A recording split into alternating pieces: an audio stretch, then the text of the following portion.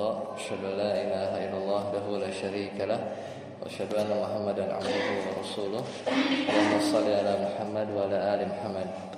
Alhamdulillahilladzi bi ni'matihi tatimmus shalihat. Alhamdulillah kita bertemu kembali di malam hari ini. Insyaallah kita lanjutkan pelajaran kita dari kitab Muyassar. Sekarang kita masuk di pertemuan yang ke-28 atau 29. Jadi sudah 29 bulan. Bulan lalu kita sudah membahas tentang sesembelihan ya, yaitu di bab kitab Ta'am, yaitu bab terkait makanan, sesembelihan dan hewan buruan. Kita sudah selesai. Nah, hari ini kita coba jadi itu bab sebelum terakhir ya. Bab terakhir itu bab tentang qada. Sekarang kita mundur dulu mungkin di bab kita tentang sumpah ya. Tentang sumpah dan nazar, itu bab sebelumnya. Jadi memang buku ini ada 14 bab. Kalau kita murojaah apa yang sudah kita pernah bahas, yaitu mulai dari kitab Thaharah, kita sudah selesai ya. Kitab Thaharah mulai dari awal ya, tentang air, kemudian bejana ya, bagaimana adab tentang buang hajat ya, siwak, wudu ya, dan seterusnya.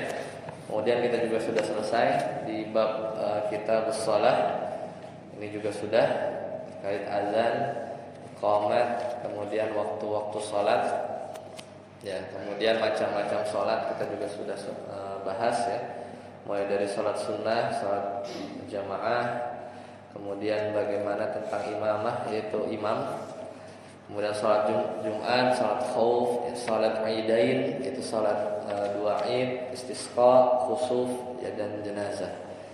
Kita juga udah bahas tentang pembahasan tentang kitab zakat yang kemarin ya, mungkin di 3 bulan yang lalu, itu tentang zakat mal ya, zakat hasil bumi, zakat hewan ternak, zakat fitr ya, dan juga yang berkaitan dengan orang-orang yang menerima zakat. Nah, kitab siyam sempat kita bahas yang waktu sebelum Ramadan ya, sebelum Ramadan. Nah, yang belum adalah kitabul haji. Kitabul Hajj ini mestinya kemarin ya, cuman kemarin kita fokus pembahasan tentang sesembelihan. Jadi kita belum kita bahas di antaranya Kitabul Hajj, Kitabul Haji ya, kitab haji. Nanti kita coba bahas ya. Kitabul Jihad ini juga belum. Ya, kitab muamalah, Kitabul Muamalah ini yang paling banyak, itu terkait jual beli ya, riba, kemudian qard, pinjaman. Jadi di kitabul hajj, kitabul jihad, kitabul muamalah, itu 3 bab yang besar. Kitab berkaitan dengan waris ya, warisan, wasiat. Nah, ini juga masih belum ya kita bahas. Sama kitabun nikah dan talak, nanti kita akan bahas. Nah, sekarang kita mundur satu ya, dari kitab Ta'am kemarin, yaitu kita masuk tentang pembahasan sumpah ya, tentang sumpah dan nazar ya, jadi satu bab sebelum bab tentang makanan dan sesembelihan kemarin ya. Yaitu bab tentang sumpah ya. Bab tentang kitabul aiman. Aiman itu artinya sumpah, wan nuzur, yaitu nazar ya, nazar yang bisa jadi diucapkan oleh sebagian kaum muslimin. Kita coba bahas bab tersebut di malam hari ini insyaallah. Kata para ulama ya, al-aiman ini adalah sumpah ya. Aiman ini adalah sumpah, baik dia bersumpah dari sisi bersumpah atas nama Allah ya, atau bersumpah ya dengan ya janji ya, dengan janji. Maka di sini ada beberapa permasalahan. Al-mas'alatul ula, permasalahan yang pertama, yaitu fi ta'rifil aiman, yaitu tentang apa itu definisi sumpah. Maka kata para ulama, al-aimanu lughatan, aiman itu sumpah, kata para ulama adalah jam'u yamin. Ya, dia adalah jamak dari kata yamin, sumpah. Berarti aiman artinya sumpah. Ya, sebenarnya yamin ini dalam bahasa Arab secara bahasa artinya tangan kanan. Yamin yasir. Ya, jadi sering juga kita terjemahkan yamin itu artinya adalah tangan kanan. Nah, atau biasa yang lebih jelas adalah al-halaf atau man halafa bi ghairillah faqad asyrak. Siapa yang dia bersumpah dengan nama selain Allah, maka dia telah berbuat kesyirikan. Contohnya itu kadang menggunakan makna halaf atau qasam. Ya, qasam kadang-kala digunakan biasanya dalam pembahasan ilmu tafsir, di mana Allah bersumpah, misalnya wattini wadduha wallaili, ya, kemudian wal fajr, ya, dan seterusnya, itu namanya qasam. Makanya dalam bab pembahasan Al-Qur'an ada yang dinamakan dengan qasam atau sumpah-sumpah yang ada dalam Al-Qur'an. Nah, adapun yang kita bahas yaitu adalah secara syar'i, yaitu taukidus syai'. Namanya sumpah itu adalah seorang mengikrarkan atau menegaskan sesuatu, taukidus syai'i al-mahlufi alaih, ya, di mana yang disumpahkan itu, jadi konten yang disumpahkan itu bidzikrismillah, itu dengan menyebut nama Allah. Misalnya wallahi atau warrahmani, atau dengan nama sifat-sifatnya, au sifati min sifatihi. Ya, misalnya sifat Allah Ar-Rahman Ar-Rahim, ya, atau Ar-Rabb. Ya, Rabb juga nama dari nama-nama Allah. Ya, jadi dia bersumpah akan melakukan sesuatu bidzikrismillah, dengan menyebut nama Allah. Itu definisi sumpah yang ada dalam pembahasan fikih, ya, di mazhab Hambali ini, kitab fikih muyassar. Kemudian yang kedua, al-mas'alatus tsaniyah, bagaimana model-model sumpah. Maka aqsamul yamin, di antara jenis-jenis sumpah, di antaranya adalah yang pertama al-yamin al-lagwu, itu sumpah yang seorang mengucapkannya, mengikrarkannya dalam arti dia main-main. Sebagaimana Allah Ta'ala berfirman, la yu'akhidukumullahu bil-lagwi fi aymanikum. La yu'akhidukumullah, maka kata Allah tidak menghukum kalian, ya. Jadi Allah tidak akan menghukum kalian disebabkan sumpah-sumpah yang kalian tidak maksud atau tidak berniat, ya, tidak berniat. Ya, namun ini dikatakan, ya, dianggap bermain-main, ya, apalagi kalau memang menggunakan nama Allah. Maka kata Aisyah radhiyallahu taala anha mengomentari ayat tersebut di surat Al-Maidah tadi, ya, la yu'akhidukumullahu bil-lagwi fi aymanikum, yaitu tentang ada seorang lelaki, ya, ketika itu di zaman Nabi SAW, yang dia berkata, ya, dia mengucapkan la wallahi wa bala wallahi wa kalla wallahi. Jadi dia menggunakan tidak la wallahi demi Allah, wa bala atau juga sama. Bala iya, bala itu artinya iya. Wallahi demi Allah. Ya, jadi dia tidak demi Allah, atau dia mengucapkan kalla wallahi, ya, maka, dan dia memang tidak berniat, ya, dia tidak berniat dalam sumpahnya itu. Maka sumpah yang model ini, kalau seorang itu tidak melakukannya, maka tidak ada kafarat. ya, tidak ada kafarah. Itu model pertama. Yang kedua adalah al-yamin al-munaqidah, yaitu sumpah yang memang diniatkan, diikrarkan. Jadi seorang dia berkata atau mengucapkan dan dia juga sadar, kemudian dia mengikrarkan dalam hatinya, ya akan melakukan ini dan itu. Ya, jadi dia mengucapkan wallahi, ya wallahi, kemudian aku akan merdekakan budak tersebut misalnya, atau wallahi, ya, maka aku akan bebaskan dia, atau aku akan pergi ke negeri tersebut, ya, tanpa ada syarat. Nanti kalau ditambahkan syarat, jika A maka wallahi aku akan melakukan B. Nah itu nanti kita bahas di bab setelahnya, yaitu nazar. Nazar itu terjadi ketika seorang dia memberi syarat.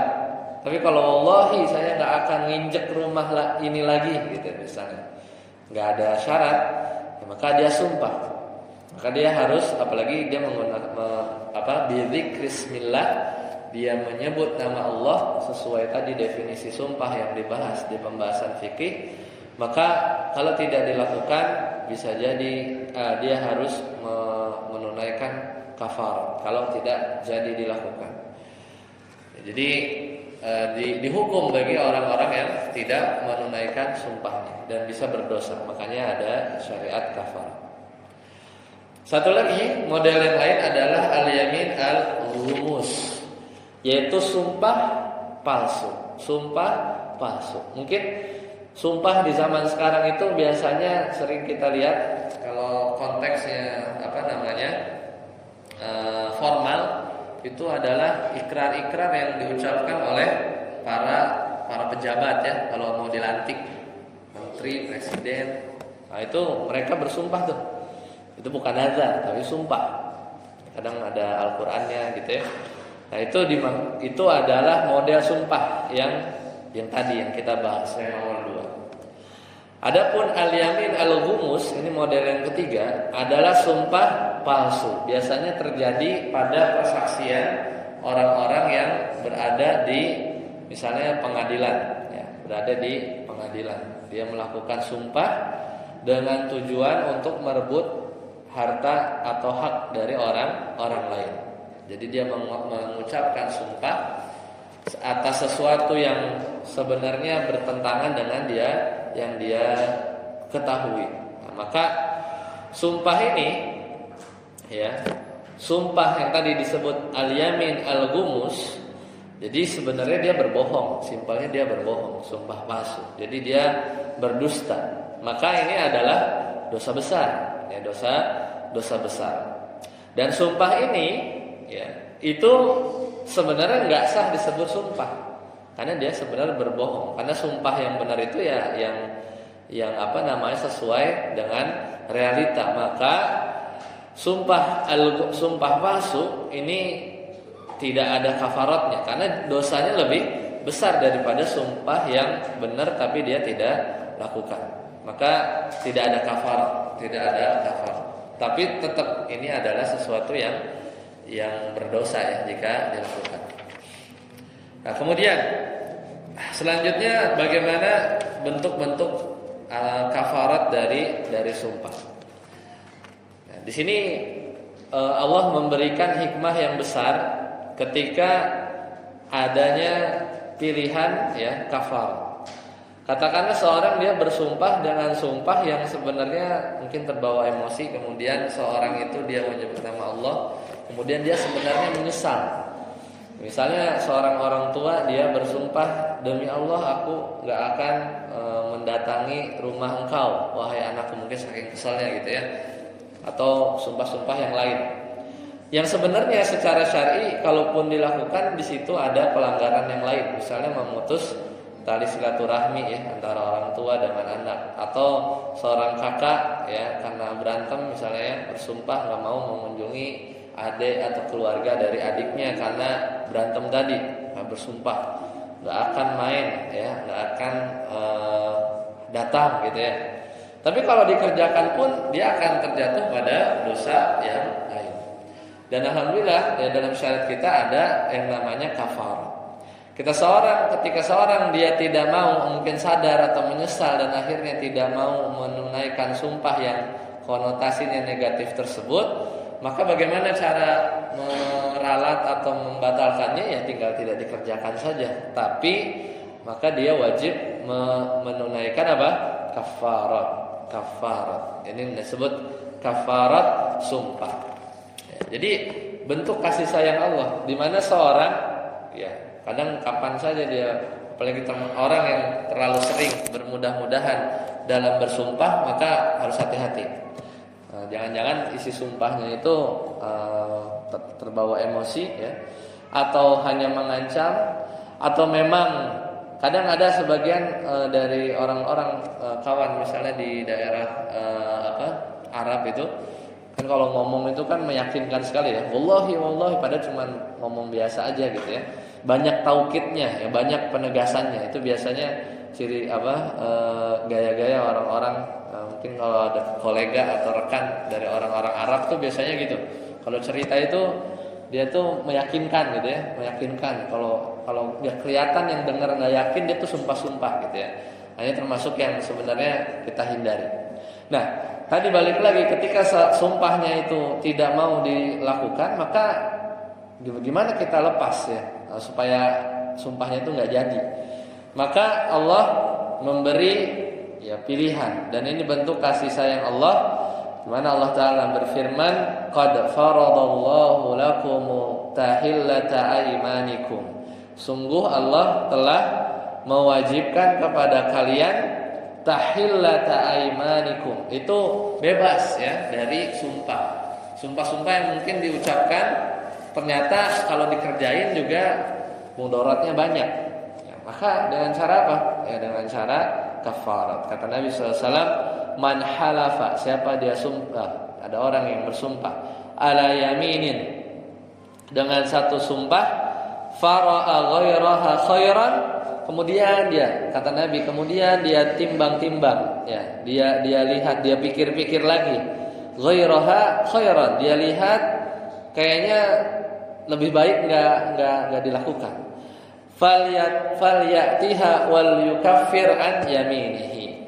Jadi siapa yang dia bersumpah ya ala yaminin fara'a ghairaha khairan, maka kemudian dia timbang-timbang, dia lihat lagi selainnya, maksudnya kalau enggak jadi dilakukan, lebih baik ya, khairan minha, lebih baik daripada dilakukan ya, falyatiha, maka ya udah dia tinggal enggak ngelakuin, atau dia mau lakukan ya, kalau misalnya dia lebih baik dilakukan, lakukan, maka selesai. Tapi kalau enggak, wal yukaffir, maka bayar kafarat an yaminihi, ya dari sumpahnya.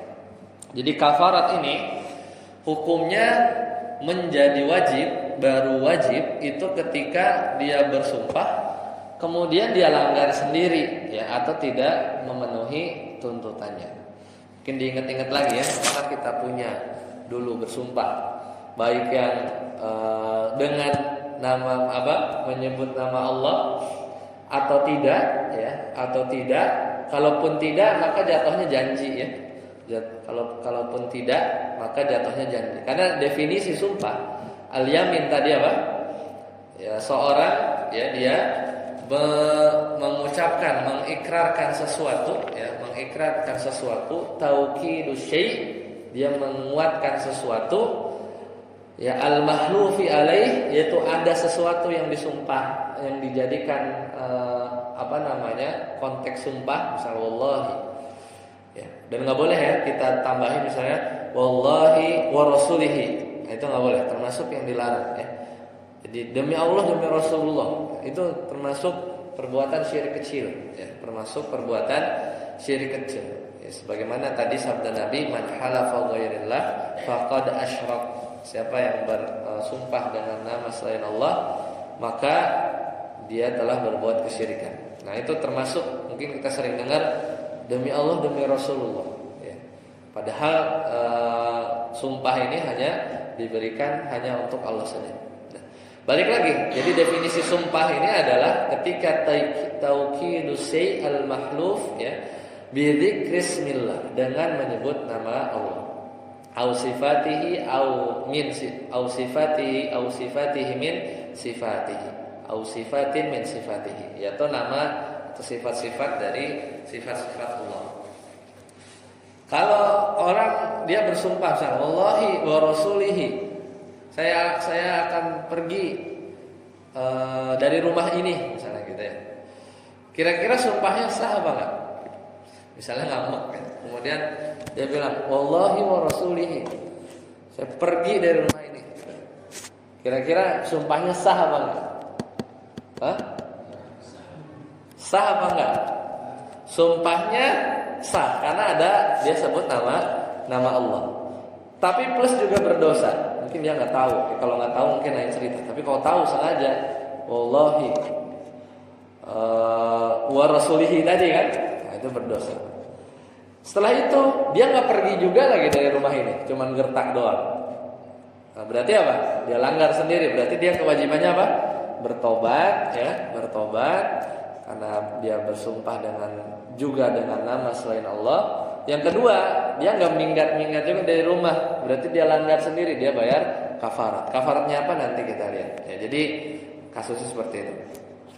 Kadang Nabi juga suka gini, bersumpah ya dalam hadis-hadisnya, wa rabbil Ka'bah, demi Rabb Ka'bah. Maksudnya Allah. Boleh nggak? Masih boleh ya.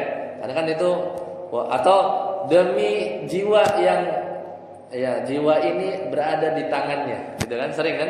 Kita dengar juga Nabi misalnya bersumpah, maksudnya Allah ya, di mana Allah yang memang menggenggam atau memegang jiwa-jiwa kita ini, gitu kan. Sering begitu. Ya, itu intinya balik lagi, itu contoh tadi ya.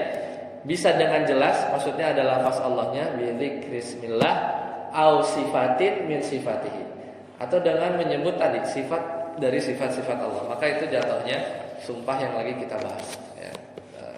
Sumpah yang sedang kita bahas. Nah sekarang kafarat sumpah itu ada beberapa pilihan, dan pilihan ini itu berdasarkan skala prioritas. Jadi nomor 1 dulu, kalau nggak bisa nomor 2 ya, kemudian kalau nggak bisa selanjutnya. Seperti itu ya. Jadi urutannya. Dan ini termaktub dalam surat Al-Maidah. Termaktub dalam surat Al-Maidah ayat 89. Allah Ta'ala berfirman, tadi lanjutan ayatnya, la yu'akhidukumullahu billaghwi fi aimanikum. Bahwasanya Allah enggak menghukum kalian disebabkan sumpah-sumpah kalian yang enggak berniat tadi. Disebut apa tadi modelnya? Al-yamin al-lagwu ya. Jadi sumpah yang sebenarnya dia bukan sumpah, dia tidak bermaksud. Walakin yu'akhidukum bima aqadtumul aiman. Dan Allah menghukum ya kalian disebabkan dengan sumpah-sumpah yang kalian sengaja, emang niat, sudah bertekad. Makanya definisi sumpah tadi apa? Taukidus syai', dia menguatkan sesuatu dengan sengaja. Kemudian dia enggak lakuin, maka kata Allah fakaffaratuhu, maka kafaratnya maka kafaratnya itu nomor 1, yaitu apa? It'amu 'asharati masakin. Ini nomor pertama, urutan pertama. Apa kafaratnya? It'am, memberi makan, 'asharati masakin, 10 orang miskin. 10 orang miskin. Ya, itu kafarat pertama. Min awsati ma tud'imun, yaitu dengan makanan yang sedang-sedang lah. Sedang-sedang itu gimana? Kadang kita makan lagi misalnya banyak duit, makanannya enak gitu. Tapi kalau lagi nggak banyak duit mungkin lauknya udah dikit, tengah-tengah. Jadi min awsati ma tud'imun, itu dengan makanan yang tengah-tengah yang biasa kalian makan ya, jadi rata-rata pengeluaran kita lah, mudahnya seperti itu. Jadi it'amu 'asharati masakin min awsati ma tut'imun ahlikum aw kiswatuhum, Yang tadi makanan yang pertengahan itu yang biasa kalian berikan ahlikum, kepada keluarga kalian. Misalnya seringnya makan ya ayam ya, celele gitu atau apa ya, nasi ya. Ya kan di Indonesia nasi gitu kan. Maka itu yang diberi kepada 10 orang miskin. Ya. Jadi selevel apa yang biasa kita makan.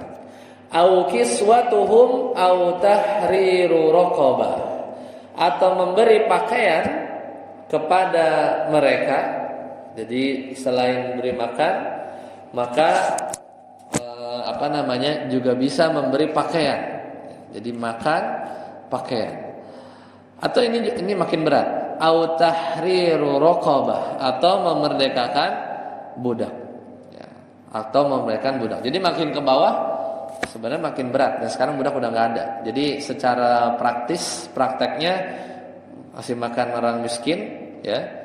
Kemudian ngasih pakaian atau bebaskan budak. Kalau nggak ketemu, nggak ada orang miskin, semua orang kaya, misalnya di Abu Dhabi gitu ya, di Dubai gitu kan, susah misalnya nyari orang miskin gitu ya. Mungkin standar miskinnya beda gitu. Faman lam yajid, maka kalau nggak ketemu budak, zaman sekarang nggak ada juga. Gimana? Faman lam yajid fasiyamu thalathati ayyam. Ya, maka kalau nggak ketemu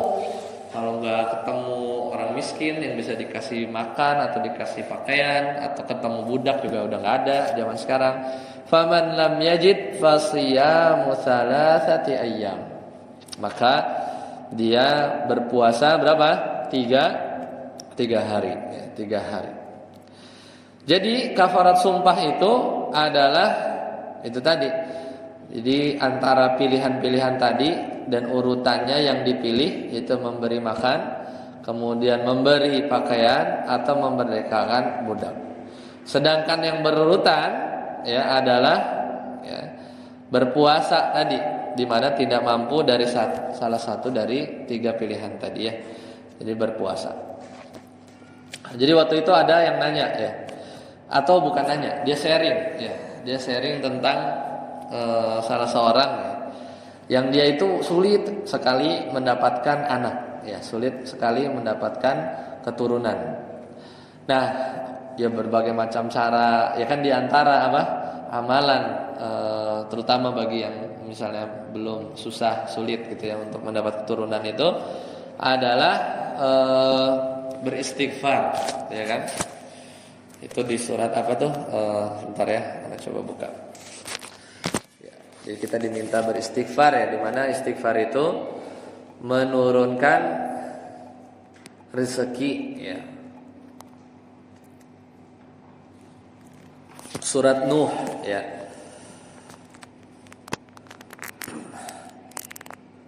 Ya, surat Nuh ya, di ayat 11. Yursilis sama alaikum midrara. Itu setelah sebelumnya di ayat ke-10-nya ya, kita buka surat Hud ya. Surat keberapa surat Hud? Surat Hud itu di surat ke-11 ya, di ayat ke-10.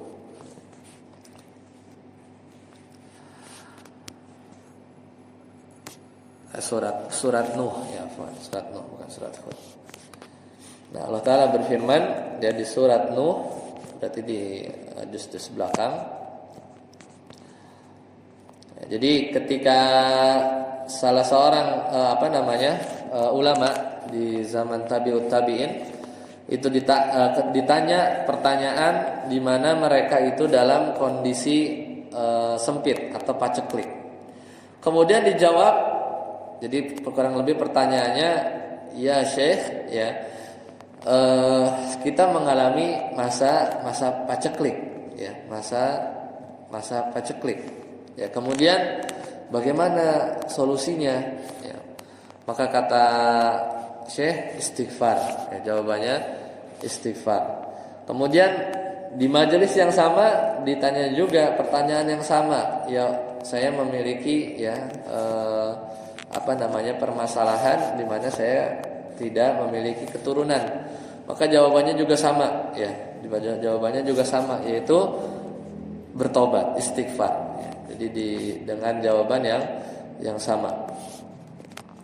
Jadi Allah Ta'ala berfirman, wa ya qaumi istaghfiru rabbakum thumma tubu ilaihi ya, jadi wa ya qaumi ya kaum ya, istaghfiru rabbakum, kata Allah, beristighfarlah kepada Rabb kalian, thumma tubu ilaihi, kemudian bertobatlah kepada Allah, maka balasannya adalah yursilis samai alaikum midrara, maka Allah akan turunkan hujan rezeki. Ini maknanya rezeki.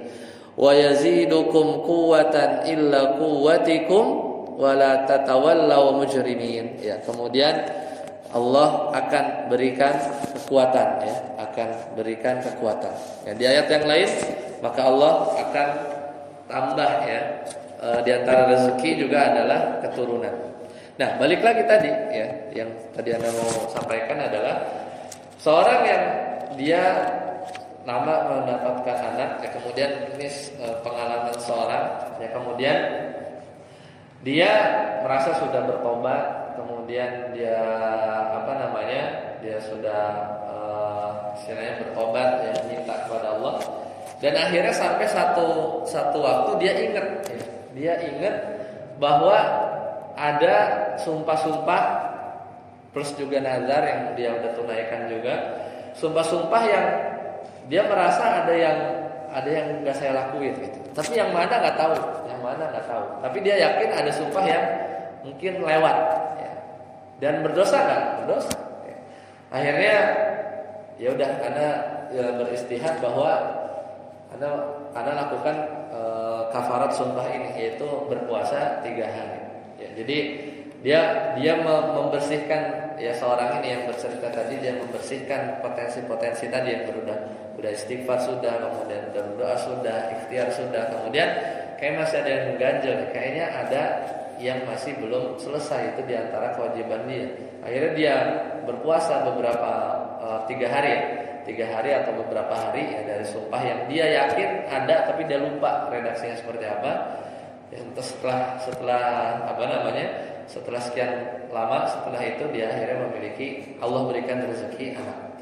Ya, jadi ya itu tadi, bisa jadi ada dosa-dosa yang seorang itu terhalang rezeki itu turun disebabkan karena ya masih ada dosa atau tanggungan atau hal yang lain. Maka coba diingat-ingat ya, atau coba kita kembali bertobat kepada Allah ya, jangan-jangan ada beberapa rezeki kita tertahan disebabkan karena dosa-dosa yang kita alami. Dan bahkan kejadian yang nyata di zaman Nabi SAW, di mana sahabat yang mulia, kalau tidak salah Abu Hurairah, itu tahu kapan malam Lailatul Qadar itu turun, tepatnya malamnya itu tahu. Cuman ketika pas ditanya ada salah 2 sahabat yang sedang bersengketa ya, dia dalam hadis yang panjang, dia ada di saat yang sama ketika ditanya, padahal tahu jawabannya Nabi SAW. Kemudian sahabat tanya kapan malam Lailatul Qadar turun, dan di saat yang bersamaan yaitu ada salah 2 orang sahabat yang dia bertengkar. Saat itu juga ya, karena pertengkaran tersebut dalam makna ini adalah ada dosa di sekitar Nabi SAW yang terjadi, maka saat itu juga Allah buat lupa ya. Allah buat lupa. Padahal rezeki bukan mengetahui kapan malam Lailatul Qadar turun itu tepatnya kapan, itu rezeki ya, Allah tahu, tapi Allah tutup.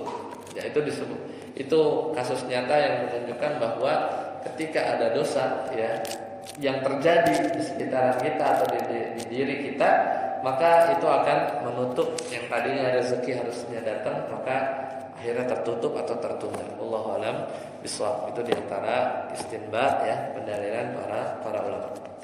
Selanjutnya syarat ya, pembahasan selanjutnya adalah syarat wajib kafarah.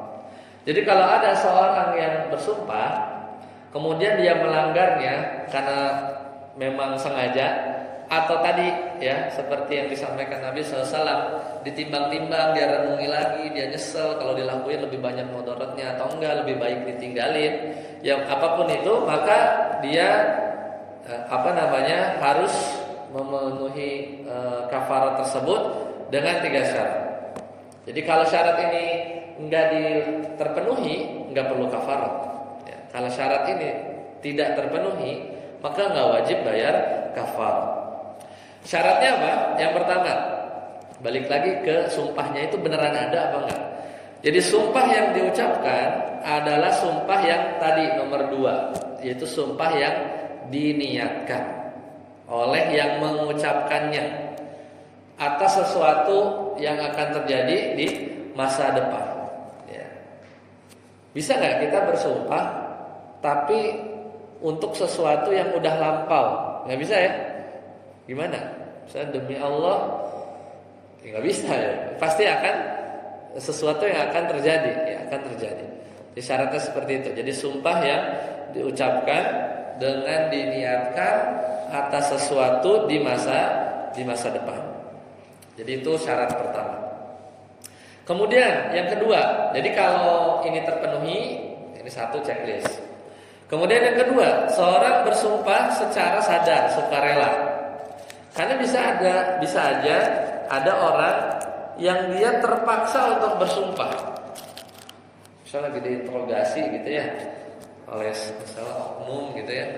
Kemudian dipaksa ngaku gitu ya, dipaksa sumpah atau dipaksa untuk sumpah palsu. Nah ini konteks terpaksa, ya maka tidak berlaku. Rufi'a an ummati, maka diangkat dari umatku al-khata, salah ya, yaitu keliru, an-nisyan, lupa, wa mastukrihu alaih. Nomor 3, ustukrihu alaih. Ini adalah dipaksa. Maka orang terpaksa bersumpah, akhirnya dia nggak lakuin, maka wajib bayar kafarat nggak? Enggak. Ya wajib bayar kafarat nggak? Enggak. Kemudian yang ketiga, kapan kafarat itu wajib bagi dia? Tadi syarat 1 sumpahnya itu niat, yang kedua sukarela ya, nggak dipaksa-paksa gitu kan sumpahnya itu, jadi beneran datang dari dirinya. Yang ketiga apa kira-kira? Kapan kita jadi wajib kafarat? Ya kita langgar dulu sumpahnya, harus melanggar sumpahnya dulu. Kalau dikerjain nggak wajib, tapi kalau kita langgar sumpah yang kita ucapkan, baru ada kafarat. Nah, dalam mazhab Hambali di fikih Muyassar ini ada pengecualian. Ketika kata Nabi SAW, hadis ini sahih, diriwayatkan oleh Imam Tirmidzi, man halafa, siapa yang dia bersumpah, faqala insyaallah lam yahnath, kata Nabi SAW. Barang siapa yang bersumpah, wallahi aku akan pergi dari sini insyaallah. Hadis Tirmidzi ya. Misalnya salah satu contohnya kayak tadi ya. Nabi SAW bersabda, hadis ini sahih diriwayatkan oleh Imam Tirmidzi, Imam Ahmad sahihkan dalam Sunan Tirmidzi, man halafa faqala insyaallah, kemudian dikatakan insyaallah, lam yahnath, maka dia tidak melanggar. Maksudnya apa? Maka dia tidak melanggar dan tidak wajib kafarat kalau dia melanggar sumpahnya. Ya. Ini diantara pengecualian ya dalam pembahasan di mazhab Hambali. Jadi kalau bersumpah-sumpah pakai insyaallah jadinya aman ya. Insyaallah gitu ya.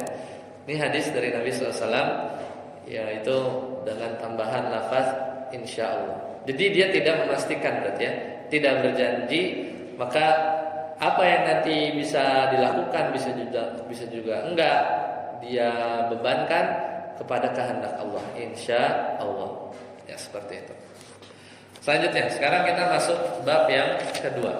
Jadi kan kitab apa namanya? Kitabul Aiman wan Nudzur. Sekarang kita masuk ke nazar. Apa itu nazar? Beda ya dengan sumpah. Adapun nazar, kata para ulama, an-nazru lughatan al-ijab. Jadi nazar artinya ijab, mewajibkan. Nazar itu artinya mewajibkan. Kalau ada orang nazartu kadza wa kadza, berarti apa bahasa Indonesianya? Aku mewajibkan buat saya begini dan begitu. Itu secara bahasa. Tapi dalam pembahasan fikih yang kita timbang adalah secara syar'inya. Apa nazar itu? Kata para ulama, ilzamu mukallafin mukhtari nafsihi syai' lillahi ta'ala. Jadi dia mengharuskan.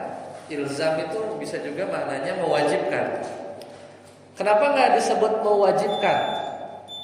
Biasanya para ulama memilih bahasanya itu ilzam, mengharuskan. Tapi kalau di bahasa Indonesia harus itu kan kayak nggak wajib ya nggak? Tapi kalau di bahasa Arab atau di bahasa fikih ilzam itu sebenarnya wajib. Tapi kalau terjemahinnya jadi mengharuskan, jadinya nggak ini ya, apa kayak nggak wajib. Ya, ini diantara ada para ulama. Karena kalau nazar didefinisikan mewajibkan buat diri sendiri, maka mereka ini para ahli fikih itu khawatir emang yang berhak bikin kewajiban syar'i siapa? Manusiakah atau Allah dan Rasulnya? Allah kan. Jadi bahasanya itu dibuat lebih beradab. Ya, jadi bahasanya itu bukan mewajibkan kepada mukallaf, maksudnya kita, mukhtari nafsihi syai' lillahi ta'ala. Jadi bahasanya ilzam. Karena mewajibkan itu lebih cocok Allah ke makhluk gitu ya. Rasulullah SAW mewajibkan syariat. Tapi kalau diri kita bikin kewajiban diri kita buat diri kita sendiri, kayaknya enggak ya. Makanya disebutnya ilzam. Ya kan bahasa Indonesianya mengharuskan, tapi maknanya wajib ya, karena kalau nggak dilakukan berdosa. Nah, bagaimana syariat nazar? Syariat nazar itu ada ya, dalam Al-Quran, As-Sunnah, Ijma. Hukumnya ini menarik. Hukum bernazar di awal kita bernazar itu hukumnya makruh, tidak dianjurkan.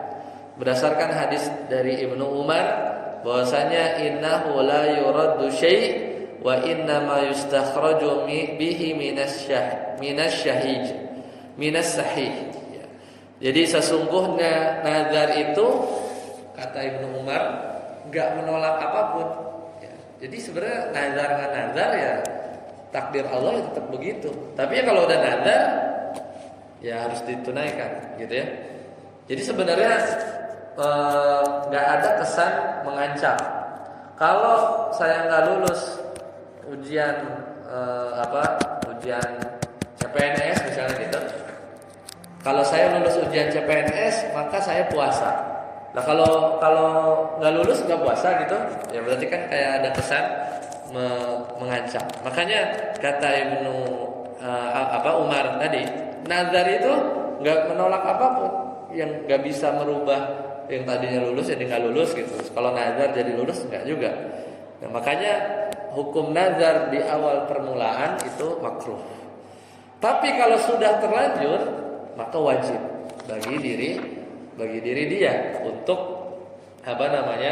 menunaikannya. Dan ini biasanya dilakukan bahkan dari orang-orang di zaman jahiliyah dulu. Sering tuh mereka bernazar, kalau punya anak laki-laki maka akan menyembelih kambing.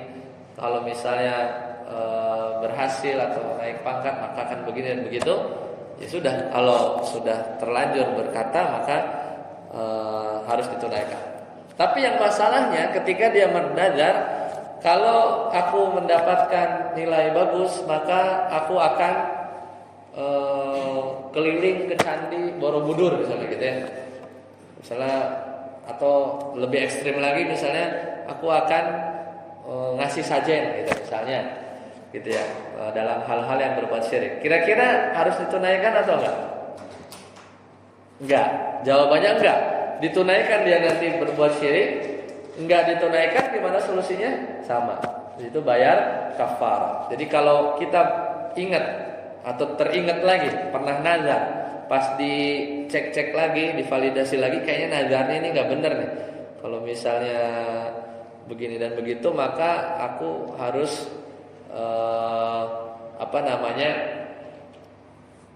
bikin dangdutan misalnya. Kalau misalnya naik pangkat, maka saya akan bikin manggil inilah, bikin panggung gitu ya, buat warga misalnya. Kira-kira harus dilakukan nggak? Bisa. Kalau dilakukan berdosa misalnya. Dia bikin kayak panggung ya, nyanyi-nyanyi gitu ya, melalaikan misalnya. Maka ya tinggal dibatalkan saja dan bayar kafarah. Itu hikmah kita punya syariat kafarah tadi. Jadi kalau kita punya nazar yang kalau ditunaikan berdosa, ya maka kita tinggal bayar kafarah saja. Nah, terakhir, nazar yang tidak boleh ditunaikan tadi, nazar yang maksiat, yaitu selanjutnya ada nazar untuk orang yang meninggal. Gimana nih?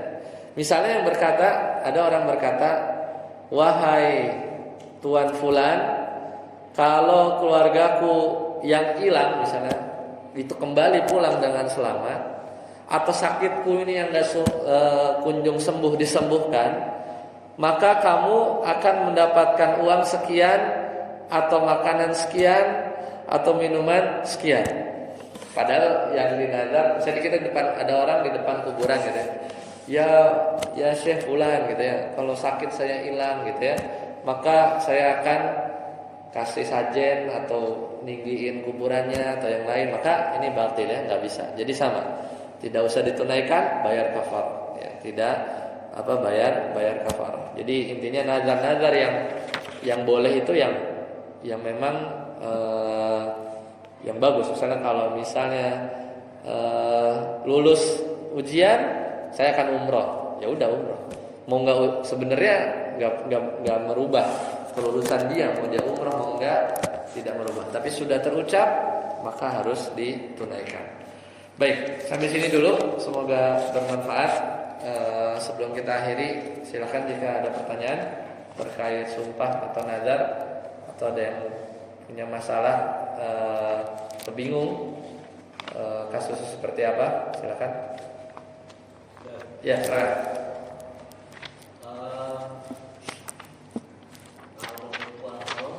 Apa? Oh, beda bang, ya, mubahalah. Maksudnya ada nggak persamaan antara sumpah dan al-nazar sih nggak mungkin, tapi antara sumpah dan mubahalah. Iya ya. Karena sekarang ini kan lagi trennya itu orang banyak yang mubahalah dibanding sumpah. Seperti itu. Kira-kira itu definisinya bisa sama nggak? Nanti Anda perlu cek lagi ya detailnya. Nanti mungkin di pertemuan selanjutnya ya, khawatir saya keliru. Tapi secara kemiripan itu ya sama, dia lebih mirip ke sumpah tadi benar. Cuman secara konsekuensi dan di situ ada unsur tantangan gitu ya, dan pembuktian. Itu yang nanti kita cek dulu gimana para ulama mazhab menanggapinya, atau sesuatu yang boleh. Dan nanti kita lihat dalil-dalilnya. Insyaallah nanti di pertemuan akan datang, jika saya nggak luput ya. Ada lagi selain itu? Ya, silakan. Nazar itu katanya selama itu masih di dalam hati bisa tidak diberikan, selama tidak tertinggal dari dengar orang. Tapi kalau sudah diucapkan dari dengar orang, itu wajib dikerjakan. Ya, jadi syarat nazar itu pertama, yang selain itu dia udah orang yang dewasa, maksudnya yang sudah balik ya. Jadi nggak sah nazar yang terucap dari anak-anak, atau dulu kita misalnya masih anak-anak, atau yang belum balik dan berakal. Nah kemudian nazar itu tadi kenapa terucap? Karena ada sigotnya. Ya, sigot itu lafaz. Jadi kalau bahasa Arabnya misalnya untuk Allah aku punya kewajiban, atau gampangnya aku bernazar kalau versi bahasa Indonesia. Dan pengucapannya jelas ya, bukan jadi nazar. Jadi ada lafaz nazar ya, makanya harus terucap. Lebih baik bahkan ada saksi, tapi nggak dipersyaratkan ada saksi. Atau dia bilang wajib atas diriku. Nah, itu kan teks sigot yang lain. Jadi betul. Jadi ketika dia baru pengen aja gitu ya, istri belum dengar gitu, anak misalnya belum pernah dengar, ya baru kita ya, dan kita memang belum melafazkan, maka itu belum teranggap ya, sampai kita kemukakan. Biasanya sih orang yang bernazar itu pasti dia nyari partner ya untuk istilahnya membuat statement gitu ya. Dan Allah Maha mendengar ya. Maksudnya enggak, yang kemarin lagi ini nggak bisa. Udah kadung terucap seperti itu dan tinggal ditemukan. Tapi berat. Nah, misalnya kalau ini maka saya akan haji 30 tahun lagi atau 5-7 tahun kalau WNH plus. Ya, bahkan sebagian ustadz itu sebagian pendapat itu kalau case-nya di Indonesia itu apa di Malaysia 100 tahun itu jatuhnya tidak ada kewajiban haji. Nah, yang berat-berat gini tapi kalau nggak ditunaikan jadinya dosa ya, keburu meninggal gitu kan. Karena kan meninggal dan kita berangkat hajinya itu juga kejar-kejaran, maka tinggal kita batalkan dengan kafarat gitu. Jadi aman gitu ya. Aman. Itu solusi di dua pembahasan itu adalah bab kafaratnya ini loh, yang banyak kadang orang tuh bingung gitu ya, malah dia gimana ya, dia bersusah payah gitu. Padahal Allah berikan kemudahan dengan kafarat tadi. Seperti itu. Wallahu a'lam bishawab. Sampai sini dulu, semoga bermanfaat. Subhanallah wa bihamdika, asyhadu an la ilaha illa anta, astaghfiruka wa atubu ilaik. Assalamualaikum warahmatullahi wabarakatuh.